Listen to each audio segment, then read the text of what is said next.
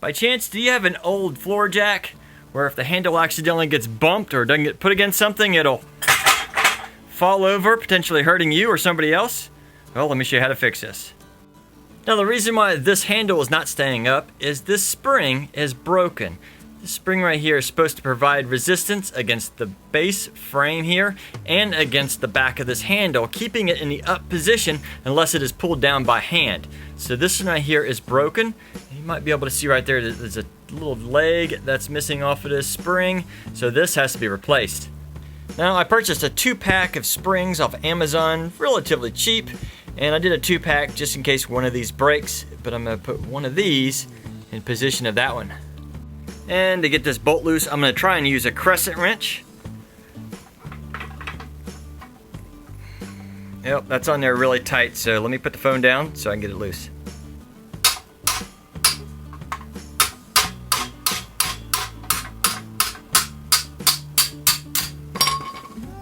Now, as I go to pull this bolt out, this side of the handle is probably going to want to fall, so I'm just going to wedge a little piece of wood in here for the moment, just to keep it from falling. It probably won't, as long as I don't pull the bolt all the way out, but that's just a cautionary thing.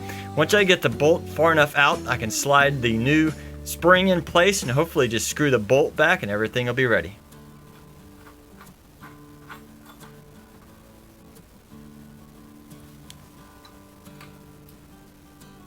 Now, to get this new spring in place, I'm going to have to slide it over that bolt, but I'm also going to have to bend this side up and this side down a little bit to be able to leverage it in place.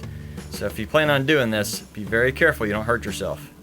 Now, the easiest way I'm finding to do this is to line everything up, use my right thumb to push in on the spring, which provides tension on both the top and the bottom at the same time. Oop, don't let that bolt fall out.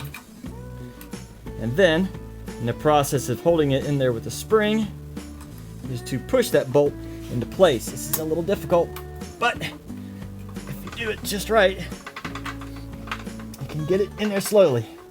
There we go, it's almost in there. Now I have to thread it back together. Now, of course, be careful when you're starting to thread this back that you don't cross thread these. With there being a lot of pressure on the bolt, this could easily cross thread and have issues, so be careful. Now, when you're screwing your bolt back in, make sure you get it nice and snug, but don't strip it. And once you have everything put back in place, you can bump your handle, and it shouldn't fall. In fact, it should bounce right back up.